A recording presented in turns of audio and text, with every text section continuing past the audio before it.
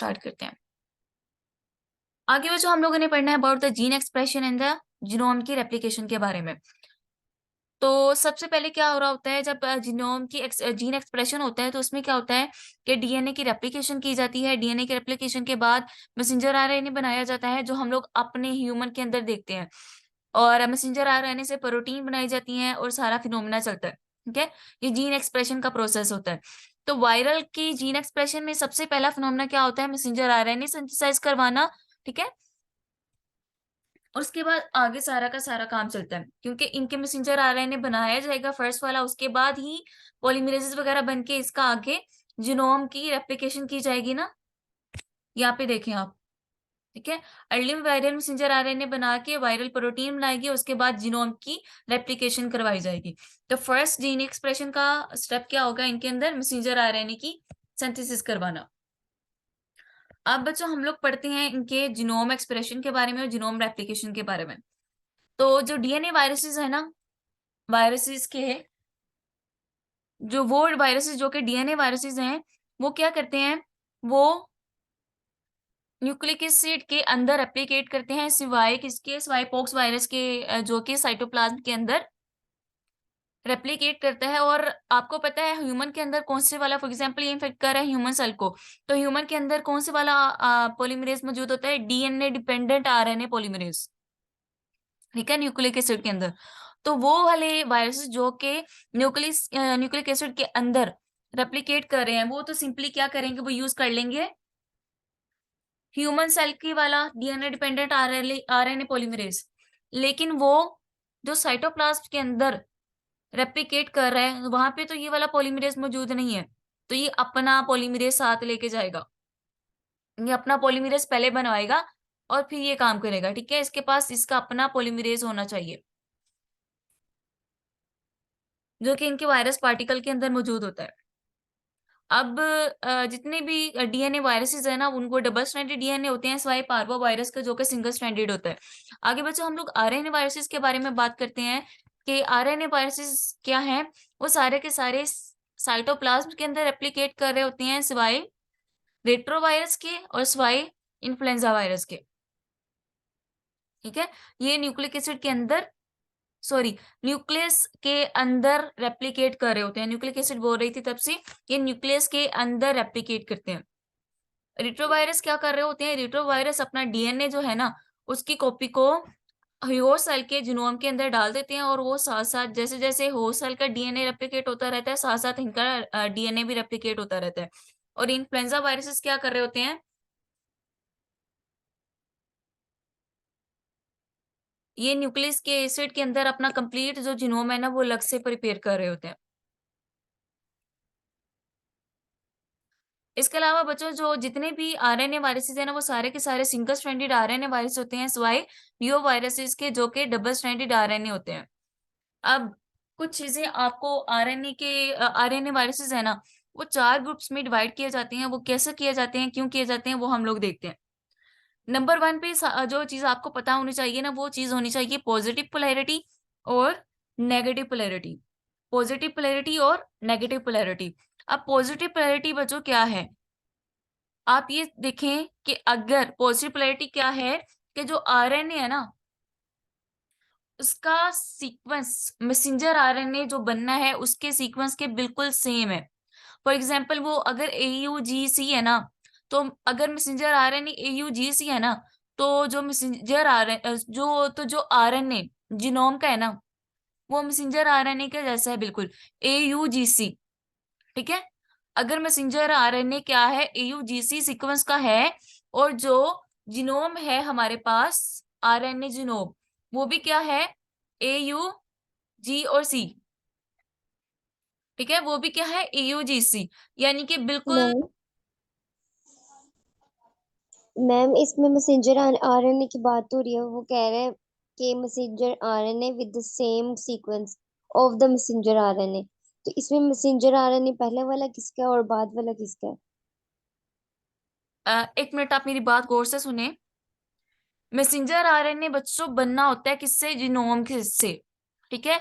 और messenger RNA से आगे प्रोटीन बनती हैं, अर्ली प्रोटीन बनेगी और बाद में लेट प्रोटीन बनेगी। ये सारी चीज़ें बननी कहाँ से होती हैं? जीनोम से। ये सारी चीज़ें कहाँ से बनी होती हैं बच्चों? जीनोम से। इतनी बात तो पक्का पता है ना आपको? Yes ma'am. जी मैम। और अगर बच्चों जो मैसेंजर आरएनए का सीक्वेंस फॉर एग्जांपल एयूजीसी है और जो जीनोम है उसका सीक्वेंस भी बिल्कुल एयूजीसी है, तो ये क्या होगा? पॉजिटिव पोलैरिटी, यानी कि जीनोम और मैसेंजर आरएनए दोनों का सीक्वेंस बिल्कुल सेम होता है, तो वो कौन से वायरसेस होंगे? वो पॉजिटिव पोलैरिटी वाले वायरसेस होंगे, आरएनए वायरसेस होंगे। ठीक है? तो इनको आगे मैसेंजर आरएनए पॉजिटिव पोलैरिटी वाला है ना, सिंगल स्ट्रैंडेड आरएनए है और पॉजिटिव पोलैरिटी वाला है। ठीक है? सिंगल स्ट्रैंडेड आरएनए है जीनोम उसका और पॉजिटिव पोलैरिटी वाला है, तो वो सिंपल अपने जीनोम को ही मैसेंजर आरएनए के तौर पे यूज करके अपनी अगली प्रोटीन्स बना लेगा। इसको दोबारा से मैसेंजर आरएनए बनाने की जरूरत नहीं है। ये बात आपको एज सच ही याद रखनी है। समझ आ गई है? जी मैम। और उसके बाद बच्चों सिंगल स्ट्रैंडेड ही आरएनए है, लेकिन वो क्या है? नेगेटिव पोलैरिटी का। अब नेगेटिव पोलैरिटी के मतलब यहाँ पे क्या है? वो ये है कि जो मैसेंजर आरएनए का सीक्वेंस अगर एयूजीसी था ना, तो यहाँ पे ए सी जो हम लोगों के पास यहाँ पे नीचे लिखा हुआ है ACUG है। ठीक है? तो अगर इसका कंप्लीमेंटेरिटी में जो जीनोम है उसका सीक्वेंस हो, ए की जगह क्या हो? यू हो, सी की जगह जी हो, यू की जगह क्या हो? ए हो, और जी की जगह क्या लगाओ? सी हो। यानी कि कंप्लीमेंट्री जो बेस है ना वो अटैच हो। ठीक है? कंप्लीमेंट्री बेस हो मौजूद जीनोम के अंदर। तो ये वाला जीनोम कौन से वाला होगा? पोलैरिटी का, नेगेटिव पोलैरिटी का। यानी कि कंप्लीमेंटेरिटी आ गई है ना अगर इसकी, तो वो कौन सा होगा? नेगेटिव पोलैरिटी का। तो बच्चों ऐसे मैसेंजर आरएनए ऐसे क्या इसका क्या किया जाता है? इसमें ये किया जाता है कि सबसे पहले जो है आरएनए उसका नेगेटिव स्ट्रैंड है ना, उसको ट्रांसक्राइब किया जाता है। ठीक है? पहले उसको डायरेक्ट ही उसके जीनोम को नहीं यूज़ कर लिया जाएगा, पहले उसकी ट्रांसक्रिप्शन की जाएगी, ठीक है? उसको ट्रांसक्राइब किया जाएगा और जो पॉजिटिव पोलैरिटी की तरफ लेके आया जाएगा उसको, और फिर उसको यूज़ किया जाएगा।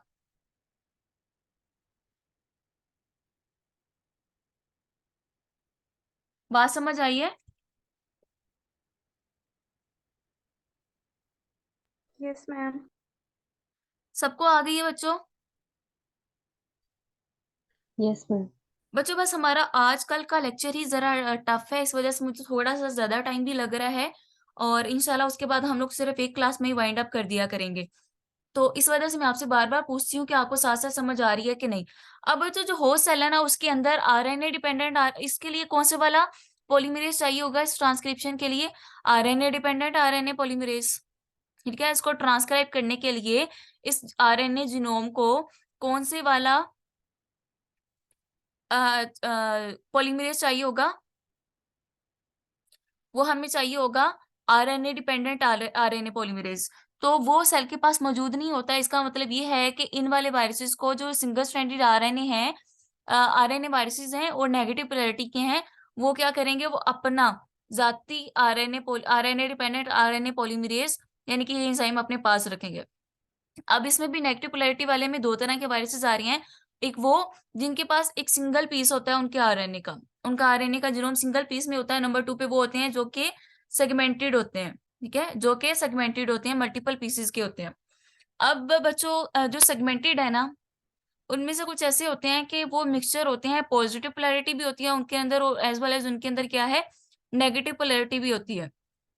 तो ऐसे वाले वायरसेस जिनके अंदर जो सेगमेंटेड होते हैं और उनके अंदर पॉजिटिव पोलैरिटी के सेगमेंट्स भी मौजूद होते हैं और एज़ वेल एज़ उनके आरएनए वायरस सेगमेंट के कुछ आरएनए सेगमेंट नेगेटिव पोलैरिटी के भी होते हैं। उनको कहते हैं एम्बिसेंस। उनको क्या कहते हैं? एम्बिसेंस। तो पॉजिटिव पोलैरिटी वाले पार्ट को एज़ सच ही आगे यूज़ किया जाएगा, लेकिन जो नेगेटिव पोलैरिटी वाले हैं ना, उनके लिए क्या यूज़ किया जाएगा? उनको ट्रांसक्राइब किया जाएगा। पहले टेम्पलेट में और फिर उससे क्या किया जाएगा? मैसेंजर आरएनए बनाया जाएगा। ठीक है? फिर उसको यूज़ किया जाएगा। पहले आरएनए डिपेंडेंट आरएनए पॉलीमरेज़ से काम करके सारा आगे काम चलाया जाएगा। आगे बच्चों जो थर्ड ग्रुप आता है इसके अंदर वो है डबल स्ट्रैंडेड आरएनए। पहले सिंगल स्ट्रैंडेड पॉजिटिव पोलैरिटी की बात की, दूसरी बात हम लोगों ने दूसरा ग्रुप कौन सा था, सिंगल स्ट्रैंडेड ही था लेकिन नेगेटिव पोलैरिटी का था। अब हम लोग बात कर रहे हैं अबाउट डबल स्ट्रैंडेड आरएनए का। ऐसे वायरस जिनके अंदर डबल स्ट्रैंडेड जीनोम मौजूद होता है, जिनके अंदर क्या है, डबल स्ट्रैंडेड जेनेटिक मटेरियल मौजूद होता है। अब बच्चों हमारे पास क्या है, ह्यूमन सेल की बॉडी के अंदर या किसी और के अंदर ऐसा कोई भी पॉलीमरेज मौजूद नहीं है जो कि डबल स्ट्रैंडेड आरएनए को यूज करे और आगे क्या है उसको लेके चले, उससे मैसेंजर आरएनए बनाए। तो इनके पास भी अपना पॉलीमरेज होना चाहिए ताकि ये अपना काम कर सके। और उसके बाद फोर्थ ग्रुप आता है हमारे पास यूट्रोवायरसेस का, जिसमें क्या होता है कि सिंगल स्ट्रैंडेड आरएनए होते हैं पॉजिटिव पोलैरिटी के, लेकिन उससे इन आरएनए से पहले क्या बनेगा, डीएनए। आरएनए से पहले क्या बनेगा, डीएनए। रिट्रो का मतलब होता है रिवर्स करना, ठीक है। रेट्रोवायरस को रिवर्स ट्रांसक्रिप्शन के हवाले से ही इसका नाम लिया गया है रेट्रोवायरसेस। तो इसमें रिवर्स ट्रांसक्रिप्टेज यानी कि आरएनए डिपेंडेंट डीएनए पॉलीमरेज इस्तेमाल किया जाएगा, जिसके जरिए से आरएनए को यूज करके डीएनए का टेम्पलेट रेडी किया जाएगा। तो इनके लिए ये वाला जो एंजाइम है आरएनए डिपेंडेंट डीएनए पॉलीमरेज यानी कि रिवर्स ट्रांसक्रिप्टेज, वो भी वायरस का अपना होना चाहिए क्योंकि वो हमारे पास मौजूद नहीं होता। पहले क्या किया जाएगा, आरएनए से RNA dependent DNA polymerase use करके डीएनए बनाया गया, फिर डीएनए से क्या किया जाएगा, मैसेंजर आरएनए बनाया जाएगा। और फिर इस डीएनए से जो मैसेंजर आरएनए बनना है ना, वो सिंपल वो होस्ट वाला आरएनए पॉलीमरेज यूज कर लेगा, ठीक है। क्योंकि हमारे अंदर कौन से वाला पॉलीमरेज यूज किया जा रहा होता है मैसेंजर आरएनए बनाने के लिए,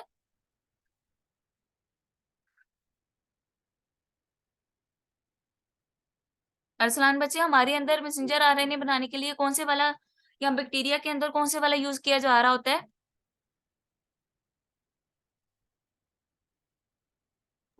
एग्जैक्ट नहीं पता मैं। बच्चे हमारे पास DNA dependent RNA polymerase use किया जा रहा होता है ना, यानी कि डीएनए से हमारे ह्यूमन जीनोम के अंदर या बैक्टीरिया के अंदर क्या हो रहा होता है कि डीएनए से आगे आरएनए बन रहा होता है ना, डीएनए से आरएनए, आरएनए से प्रोटीन, तो डीएनए से डायरेक्ट मैसेंजर आरएनए बन रहा होता है। तो हमारे पास या बैक्टीरिया के पास ये वाले एंजाइम मौजूद होते हैं।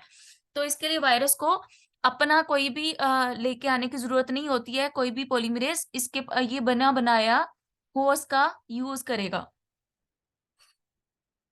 और विट्रो वायरस हैं जो सिर्फ डिप्लॉयड होते हैं, बाकी सारे क्या होते हैं, हैप्लॉयड होते हैं। डिप्लॉयड और हैप्लॉयड सबको पता होगा इंशाल्लाह।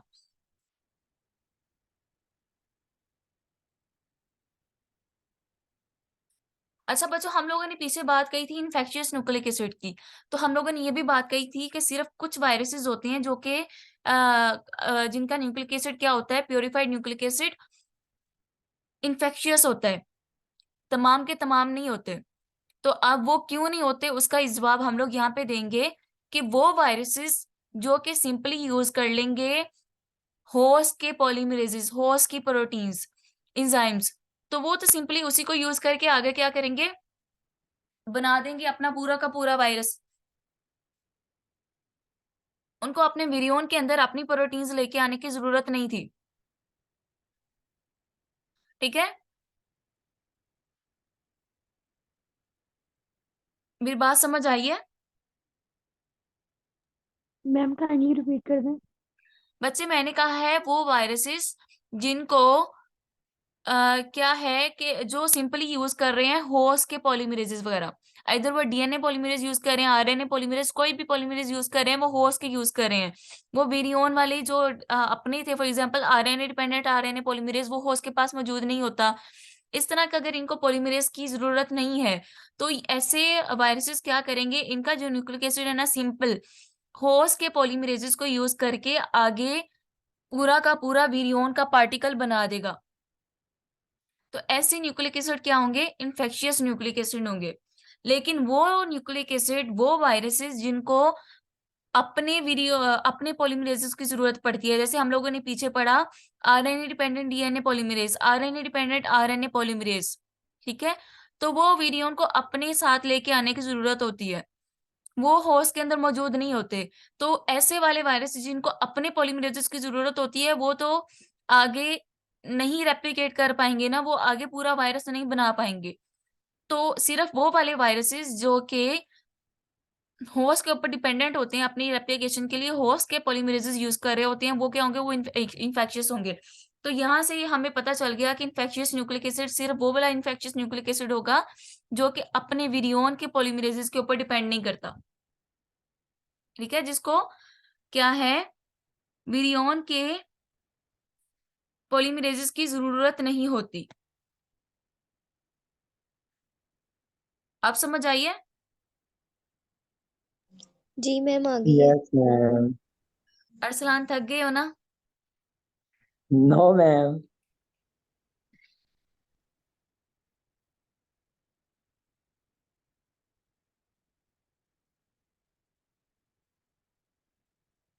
अच्छा, मैं किधर थी? अच्छा, इधर ही थी, चलें आगे मूव करते हैं।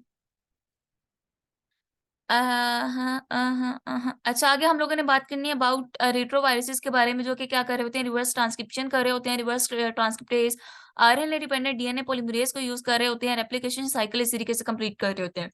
तो बच्चों, जो रेट्रोवायरसेस हैं, जैसे कि हो गया हमारे पास एचआईवी, तो उसमें क्या हो रहा होता है कि आरएनए को यूज किया जा रहा होता है और उससे डीएनए बन रहा होता है। ठीक है, और उसके बाद हम लोग बात करेंगे इस, और इसके बाद अपना सारा का सारा लाइफ साइकिल सिंपली जैसे वो बाकी कर रहे होते हैं ना, उसी तरीके से वो करेगा, होस्ट के पॉलीमरेजेस यूज करके। इसके बाद बच्चों एचबीवी वगैरह हो गए, इसके ये क्या कर रहे होते हैं, एचआईवी में क्या था कि जो आरएनए था ना, हो वायरस का अपना, वो उसको जीनोम के तौर पे यूज कर रहा था आगे डीएनए सिंथेसाइज करने के लिए। लेकिन जो हेपेटाइटिस बी वायरसेस वगैरह है ना, ये क्या कर रहे होती हैं, पहले एक आरएनए का इंटरमीडिएट जो बन रहा होता है ना, आरएनए के इंटरमीडिएट बना के उसको टेम्पलेट के तौर पे यूज कर रहे होते हैं और उससे आगे डीएनए बना रहे होते हैं। यानी कि उसमें सिंपल सीधा सीधा वो अपने जीनोम को यूज कर रहे हैं, और यहाँ पे क्या कर रहे हैं, ये आरएनए का इंटरमीडिएट है ना जो बनाया है, उसको यूज कर रहे हैं और फिर आगे अपना सारा रेप्लिकेटिव साइकिल कंप्लीट कर रहे हैं।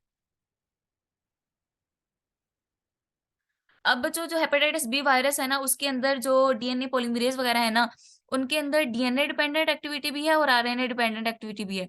सबसे पहले क्या हो रहा होगा, आरएनए डिपेंडेंट डीएनए पॉलीमरेज काम करेगा और क्या करेगा, बना देगा हमारे पास डीएनए, और उसके बाद डीएनए डिपेंडेंट आरएनए पॉलीमरेज काम करेगा और क्या करेगा, वो आगे काम करता जाएगा। यानी कि डिफरेंट स्टेजेस पे डिफरेंट तरह के काम हो रहे होते हैं।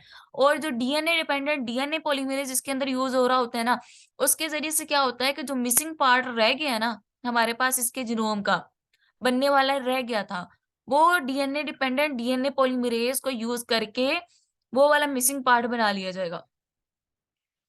और आरएनए डिपेंडेंट आरएनए पॉलीमरेज क्या कर रहा था, सिंपल जो आरएनए था ना, उसका पूरे के पूरे आरएनए को यूज करके क्या करेगा, डीएनए बना रहा होता है। और डीएनए डिपेंडेंट डीएनए पॉलीमरेज क्या करेगा, वो जो मिसिंग पार्ट है ना डीएनए को, उनको बना रहा होगा। अब जब बच्चों ये सारा का सारा क्या हुआ कि जीनोम की रेप्लिकेशन हो गई है, तो इसके बाद क्या होगा कि जो डिफरेंट तरह की प्रोटीन है ना, जो बननी है हमारे पास इधर डीएनए से या आरएनए से, यानी कि जो इसका जीनोम है ना रेप्लिकेट हो गया है, अब आगे जो इससे प्रोटीन्स बननी है ना, वो बनाई जाएंगी। और उन प्रोटीन्स को अर्ली प्रोटीन्स और लेट प्रोटीन्स वगैरह सारी की सारी जो भी प्रोटीन्स बन रही होती हैं वो सारी बनाई जाएंगी और सारा का सारा काम चलाया जाएगा।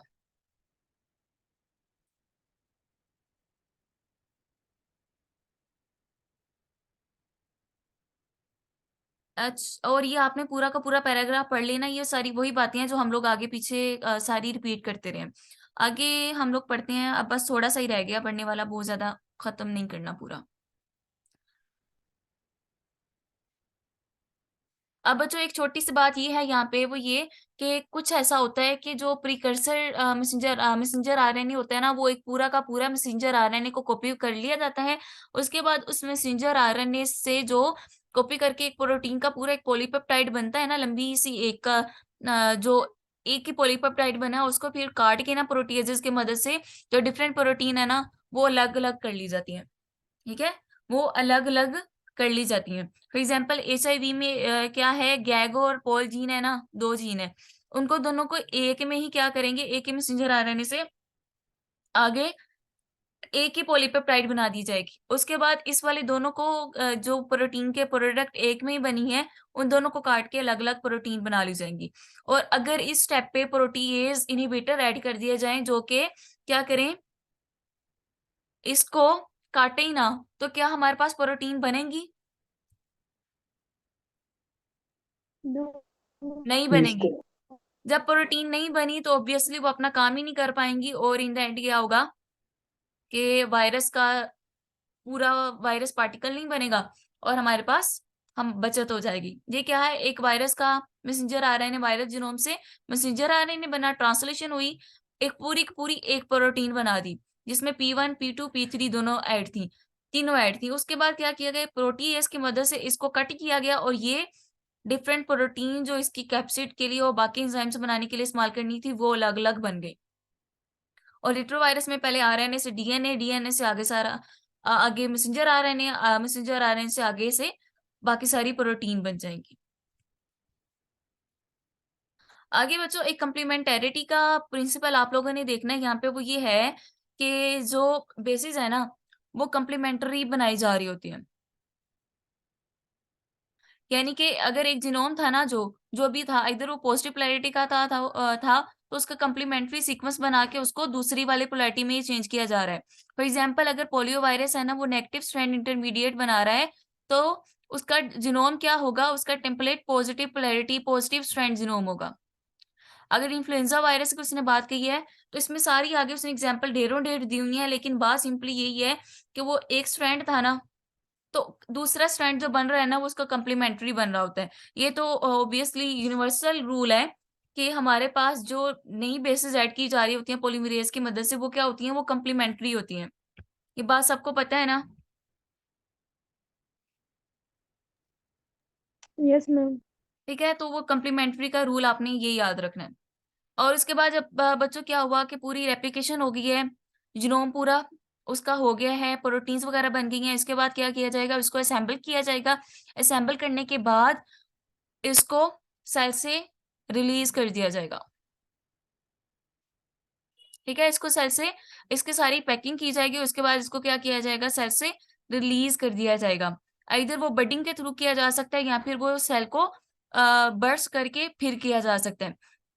अब कुछ ऐसे होते हैं कि क्या करते हैं वो सेल की मेम्ब्रेन के साथ अटैच होते हैं, ठीक है, और फिर उसके बाद वहां से बडिंग करते हैं और बाहर निकल आते हैं और इसके जरिए से कौन से वाले सेल बन रहे होते हैं, वायरस बन रहे होते हैं, इनवेलप्ड वायरसेस बन रहे होते हैं। यहाँ पे एमसीक्यूज के पॉइंट ऑफ व्यू से आ गया कि इनवेलप्ड वायरसेस कैसे बनते हैं बच्चों, बडिंग के जरिए से।